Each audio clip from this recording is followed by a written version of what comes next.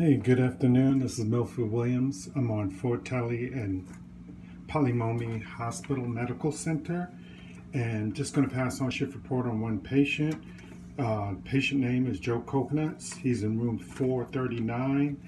He is age 47-year-old. He was admitted on 4/3/18 or April 3rd, 2018. He's diagnosed with diabetic foot.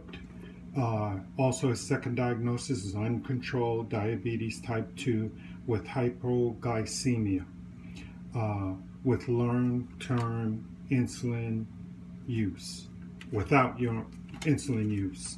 He's a full code. His allergies are, he's allergic to peanuts, latex, and penicillin, also nafacillin. His primary physician is Dr. Schiff, and his resident is Dr. Ho. So get a hold of them if you have any questions. His history prior to admission was a 43-year-old male, complained of fever off and on for a couple days, and then left foot pain radiated into his calf. He had a blister on his third toe on the left side. He came in and they evaluated it and took him into surgery and removed the third digit. And according to the surgeon I got to talk to today, had a lot of pussy drainage in it and really was in bad shape. He's alert and orient times 3, Perla, pupils of 3+, and reactive. His blood pressure today is 132/77, heart rate of 70. He's in sinus rhythm without murmurs or gallops.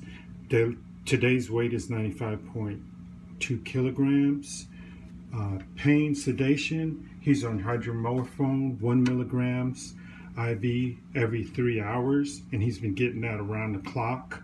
He's complaining of pain like 6 to 8 out of 10 on his left foot, so needs his medication. Talking about pain, we had an issue with his provider changed his prescription from getting hydromorphone 1 milligram every 3 hours to 0.5 milligrams every 3, and he got upset about that and refused to take the 0.5 milligrams and also refused to take any other medications.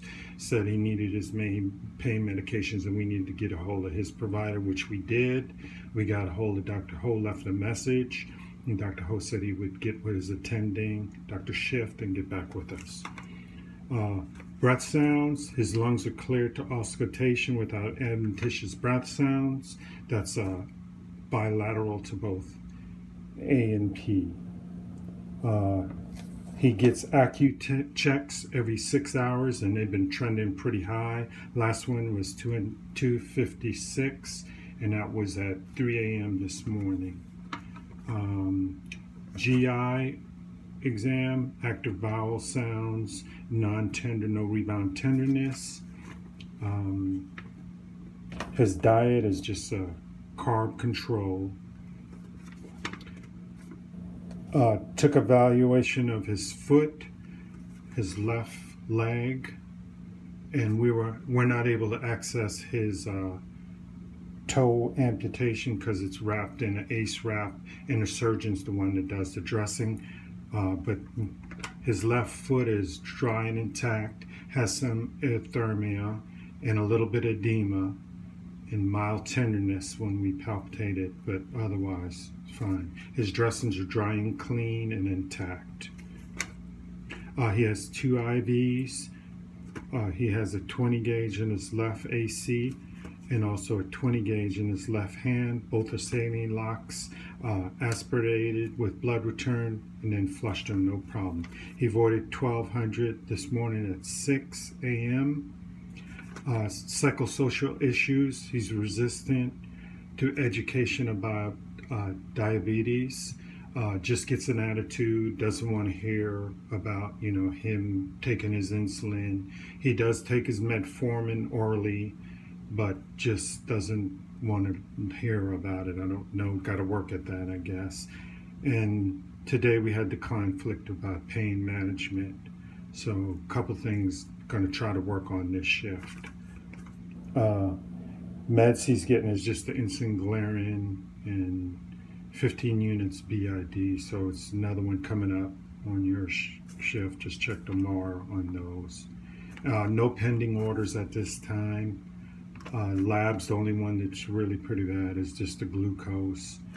Cultures, his results were positive for milligram positive cocci from his wound. I did mention he was on contact insulation. He has a history of MRSA, and if I hadn't, I apologize. Discharge plans are just educate more about diabetes management so he can do better. He really is not complying with it at all. There's a real resistance. Not sure why that is. May have to take some time and try to just talk with him and figure out what's going on with that. And then educate him about cellulitis and signs of infection, because his foot got pretty bad before he came in, but he said it happened like overnight. And then shift goals today are to just keep patient pain free and then keep his glucose levels down as low as we can. So appreciate that. If you have any questions or if I missed anything, please give me a call. Thank you so much.